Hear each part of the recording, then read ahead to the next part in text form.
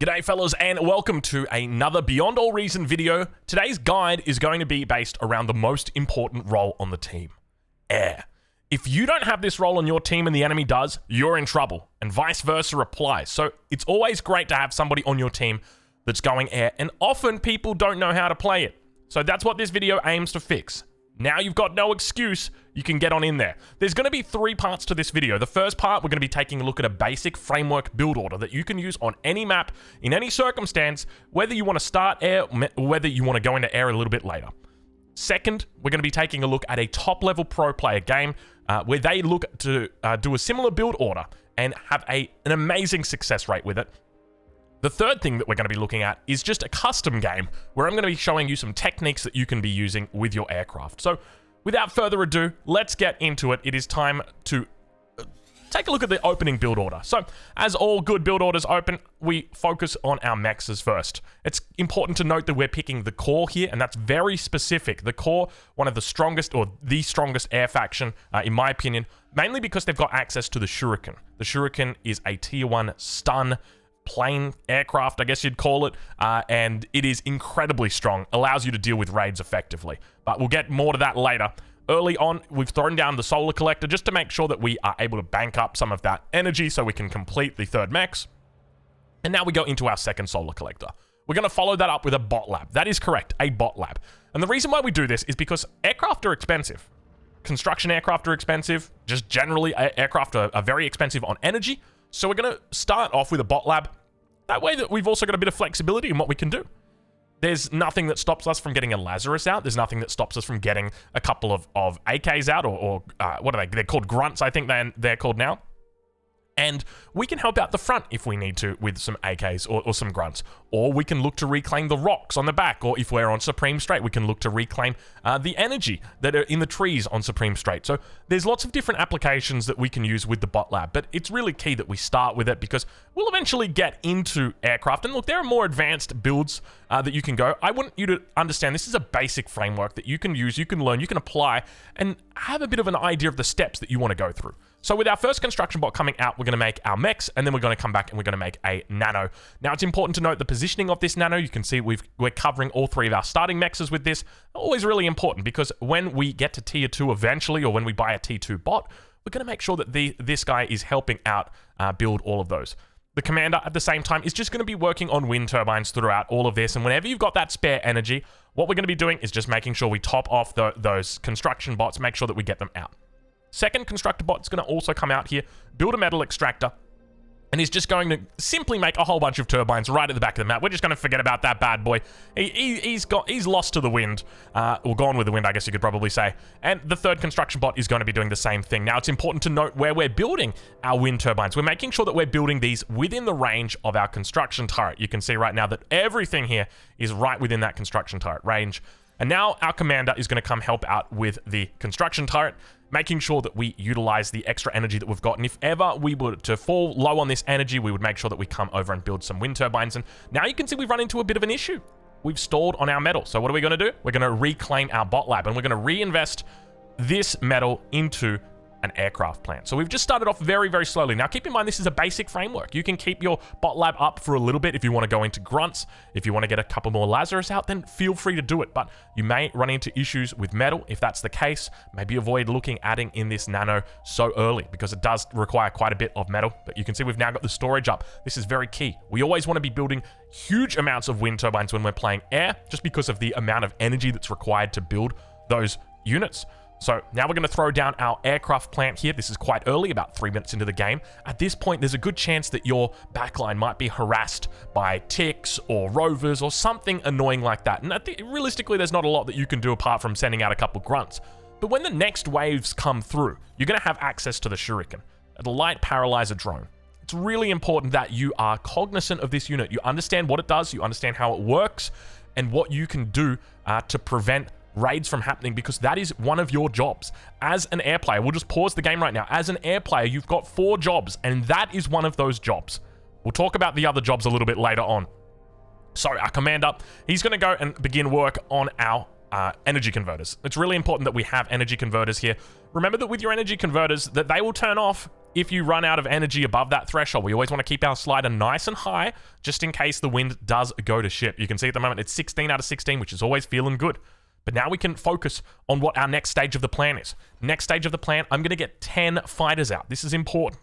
We really want to get these fighters out because if a bombing run comes through or a couple of light gunships come in, we need an answer to that. That's really important that we have that as a team because all it takes are 5-6 bombers to come through, do a bombing run right here, do a bombing run here, bombing run on your backline, and you've got absolutely no chance anymore. You are sent back to the Stone Age.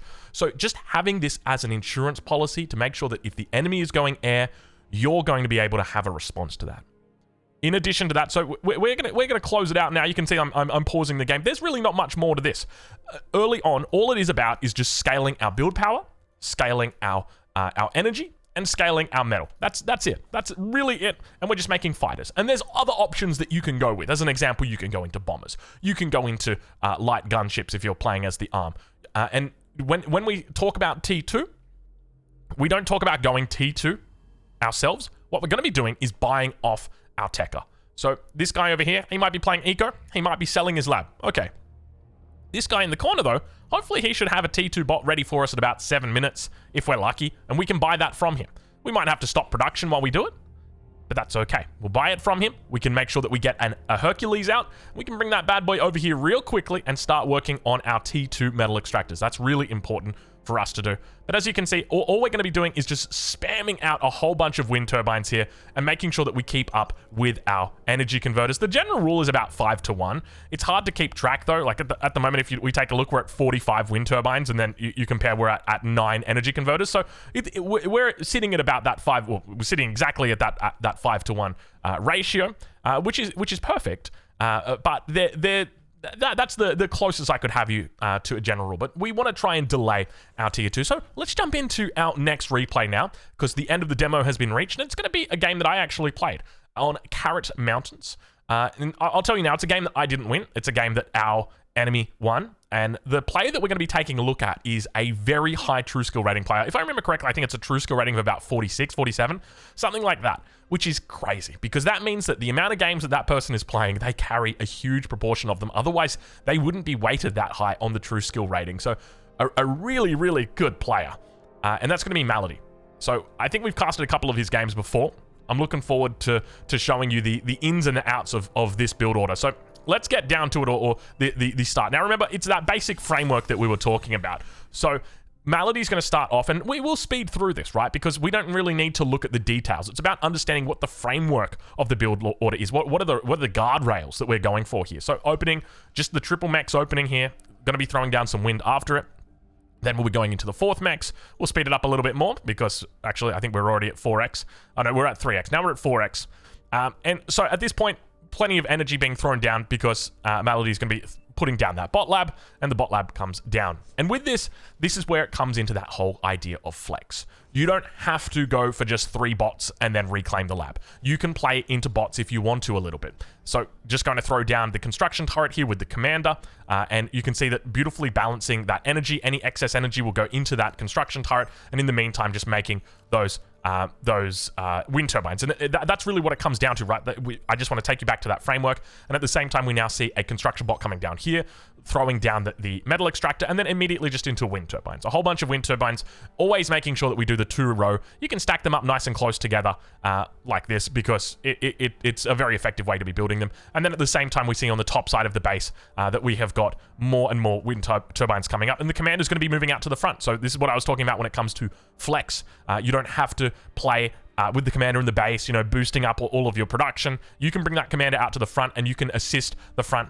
So we're going to see more constructors come out. So there's the 3rd constructor that has come out. 4th one is now moving to the front. Here's a 5th one that's coming out. So quite heavy on the constructors.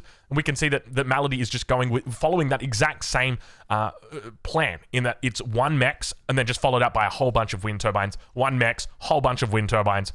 And now adding in a 2nd nano. And we're going to be seeing a development into what's very important, and that is going to be energy converters. It's really important that we have our energy converters online. Malady will throw down the energy storage, and meanwhile, this is happening. The commander is moving forward. It's important to note that on the backline here, Malady is responsible for a front, but it's not really one of those fronts that you want to get out and defend like we see Elmer Fudd doing over here. It's one of those fronts that you want to delay a little bit more, or that you can delay a little bit more. And now we see some pawns coming out, but just remember, this is an air build. Even though we're opening like this, it's very much an air focus on this build order. So we'll speed it up a little bit and get to it, because a whole bunch of bots will come out here. But the important thing is air. Air is what allows you to win the game if your enemy is not going for air. It allows you to have an insurance policy. If your enemy is going for bombers, you can defend it. Now, before we talked about the 4 different roles that you've got as an air player, let's go through those. Number 1 is scouting. It's your job, it's your obligation to scout the enemy. That means that you make a couple of finks, or finches, or blinks as they're called now. These guys are really strong at getting in behind enemy lines and just scouting out exactly what's going on. Who on the enemy team is going air? What's their current status with their fighters? Do we have much tier 2 coming through? Where is everybody positioned? You know, on a map like Supreme Strait, it makes a lot of sense to understand where are their best players on the map, because we've got to watch out for that. If you've got their best player playing eco, well, that means, you know, we probably need to get a bombing run in on that guy, because if we leave him alone for 25 minutes, he's going to come out an absolute beast. I was gonna say a behemoth and a beast, and then it just kind of came into beast, which sounded like me making fun of Lisp, but I assure you it is not the case. But one thing to note now for Malady is we've got a lot of production, or a lot of build power that's been scaled here. No energy converters, and the reason why is because all of that energy is being thrown into these bombers. Now, the first job we talked about it was scouting. The second job that you've got as an air player is catching raids, or if a raid comes through, it's your job to try and deal with that. So whether that be through bombers, whether that be through shurikens, whether that be through gunships, that is your second job. Your third job is to defend the enemy raids that will come through from the air. So that means bombing raids. If there are bombers that come in on this top side and look to try and bomb this T2 lab, it's your job, it's your obligation to shut that down. It's your job to make fighters if you don't have any, or if you've already got fighters, it's your job to get those up there. And finally, your fourth job is to kill the enemy with your air.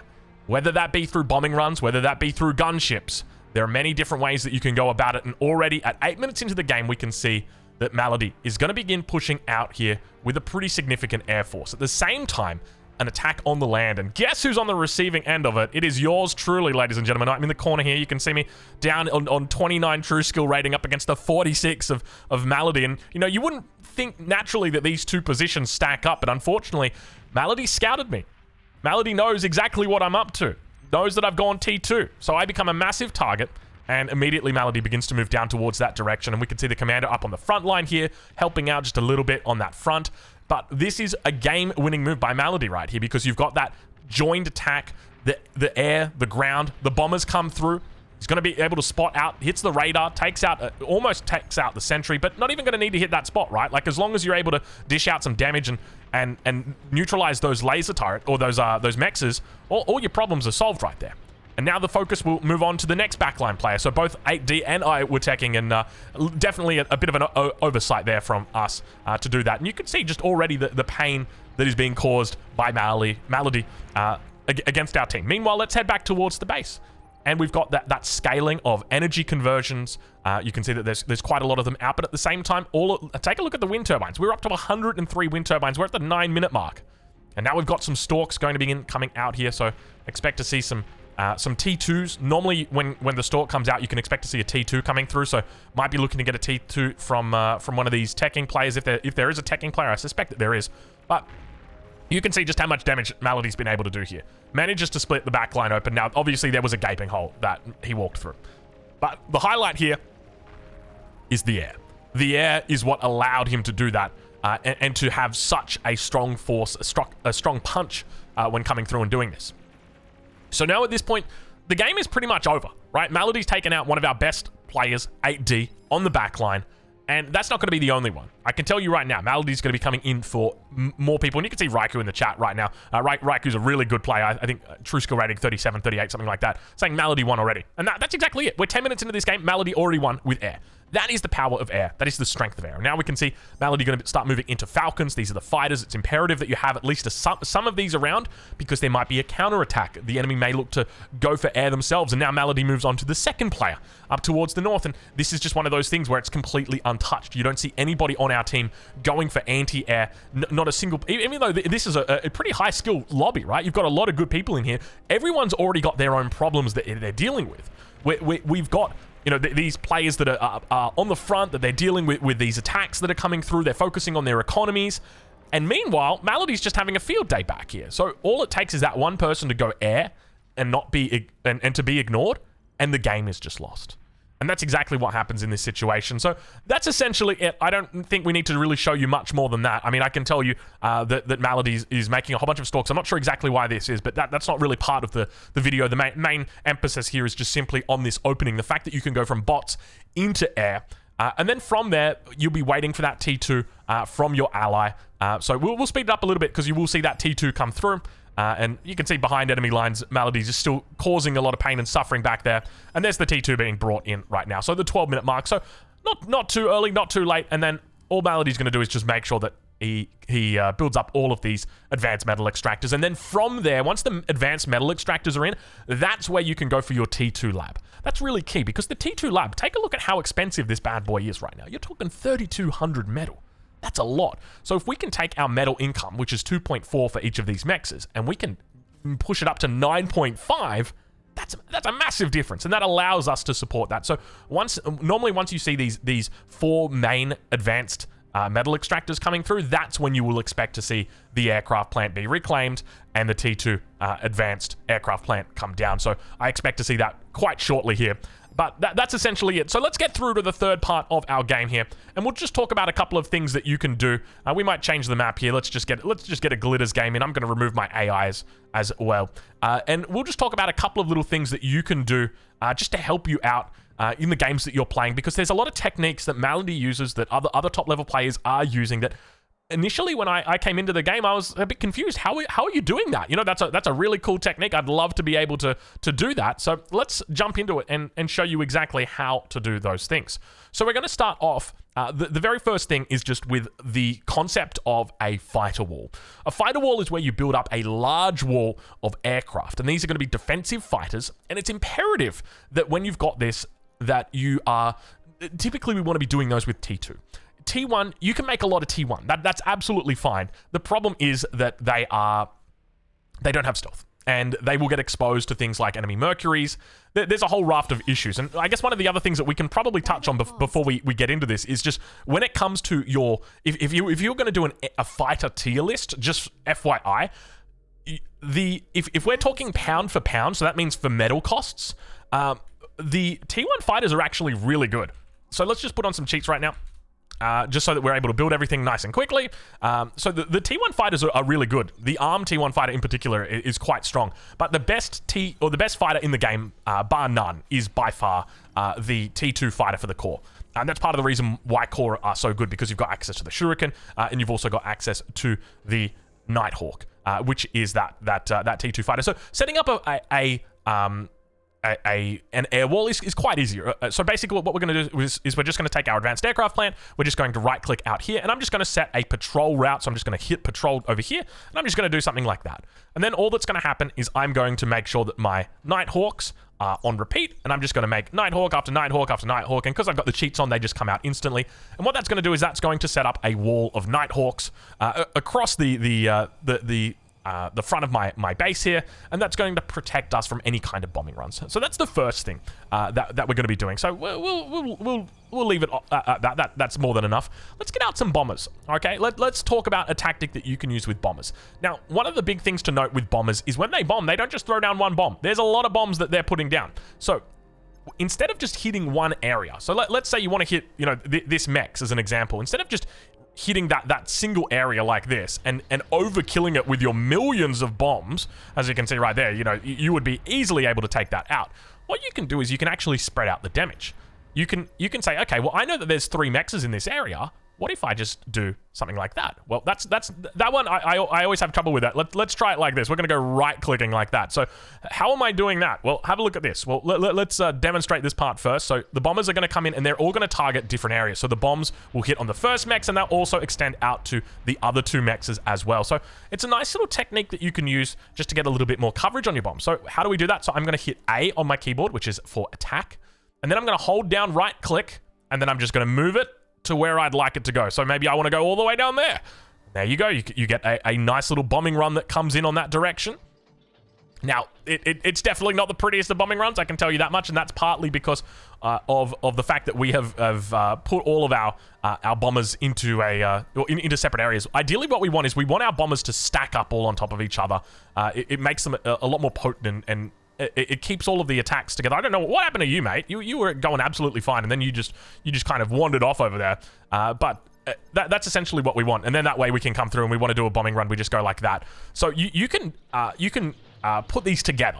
So one of the best ways to do this is, let's say we're attacking the enemy right now. We might look to come over through the caves area, because this part is typically a little bit less defended, because it's harder to get units up onto these plateaus. So you can kind of utilize the lack of line of sight and the lack of build area. So we might bring our bombers through down here, and we're going to say, okay, who's our first target? This guy. So what we're going to do is we're going to come in like this, and we're going to just make sure that our bombing run hits these, and you can see the bombs are already getting dropped. They're going to land, and now we come down onto this guy. And I'm going to drop these bombs straight down here. Boom. And as soon as I hear those bombs drop from the plane, I'm just going to stop the command. There they go. All right, next one. Back over here. Now let's go on to the next guy. And we're just doing a bombing run. And if your enemy does not have a response to this, it is just absolute GG right here. Now, there are other things that you can utilize when you're doing this bombing run. Scouting, as an example, is great to know. Because if you scout where your enemy's production buildings are, instead of you hitting these spots, you can see how I'm just kind of hitting the mexes right there, and I'm just doing, I'm visiting the entirety of the enemy base, and then going for it. You can have a little bit more intel about exactly where you're going and what you're doing. So that's always something to keep in mind. The next thing that we want to talk about is just when you're going for a dogfight. So whenever your enemy or whenever you're looking to get your fighters involved, you don't want to issue move commands like this. What you want to do is issue fight commands. So fight commands enables them to actually shoot, whereas a move command, I'm not sure exactly how it works, but I just know you want to issue a fight command. So you just do that by pressing F, left click, and you'll get that purple glow. So another thing to think about is that when you are up against a fighter wall, so let's just demonstrate that fighter wall again. Let's just get that bad boy out. It's important to think about the mechanics of that, because often people look at a fighter wall and think, okay, this is impenetrable. But just for a second, think about it from this perspective. Your enemy has made the exact same amount of fighters as you. 36. Well, in some cases, it's going to be 10 times that, or even 20 times that. There are games I see with almost 1,000 fighters in them on the fighter wall. But you've got yours spread out over the entirety of the map. And if they come through on a single angle, what that can mean is they just bust through and just completely obliterate you. They come up the line like that, and they are just slaughtering everything because they've got critical mass over the top of you, and they're able to easily destroy you. So there's a couple of things that you can do to deal with that. So the first thing is, when you see those attacks coming in, often you've got a little bit of radar knowledge, so you can bring your units back immediately when you see that the enemy's coming up for a push. And often when they're looking to go for that push, there's going to be bombers that are tied in together with them. So what you can do is you can bring them around like this, bring your fighters through, look for those bombers, and see if you can try and come up the rear and look to take them out. That's always a great strategy that you can employ, especially if you're outnumbered, because the bombers, they're the key targets, right? So that would be it. And then finally, the last unit that we're going to touch on is the Shuriken. The Shuriken is an advanced unit, a unit that is a little bit more difficult to use, but hopefully this can give you a bit of insight as to exactly the best way that you can use it. So one of the tips I would give you for your Shurikens is always make sure that they are on fly. Don't put them on land. If you put them on land, they come down onto the ground, and it takes a little bit of time. And you want these guys always out, always ready to just go. So picture this. There's a little bit of a raid coming through over on the enemy, over on this side. It's our job as the air player to stop that. So what we're going to do is we're going to take our Shurikens. Maybe let's say we've got 5 of them. All right, 5 of them. They're going to be on a control group, and I'm going to immediately bring them over here, and I'm going to put them on a fight command. And what that's going to do is it's going to enable them to start attacking the enemy and locking them down. Now, it's not my job to kill them. It's just my job to stop them, to impede them, to paralyze them and prevent them from passing through. I know there was a lot of P's right there, a little bit of alliteration for you, a lot of P's, but that's essentially it. And that's all you're really going to be doing. I mean, I can't really think of too much more. Obviously, there's plenty of other things to talk about, but I want to keep this guide basic, just so that there are things in here that are tangible for people that we don't want to go into too much depth. As I said, I'm providing you that framework of a build order. I'm providing you these general tips. Don't be too fussed about whether you play ARM or whether you play Core. If you're asking for a recommendation, I would say Core just because you do get access to the Shuriken. Keep in mind, ARM get access to the Tier 2 stun aircraft, which is the Silhouette. The Silhouette? I think it's the Silhouette. Stiletto. It's the Stiletto. Apologies. This Stiletto, which is just absolutely amazing as well. Another S tier unit to stop those late game raids, but the Shuriken is still incredible. But essentially, that is it, ladies and gentlemen. I hope you've enjoyed this video. If you think I missed anything, please let me know down below. If you've enjoyed this video, make sure you leave a like on it because it really helps the video out. And of course, I'll catch you guys in the next one. Thank you so much for watching.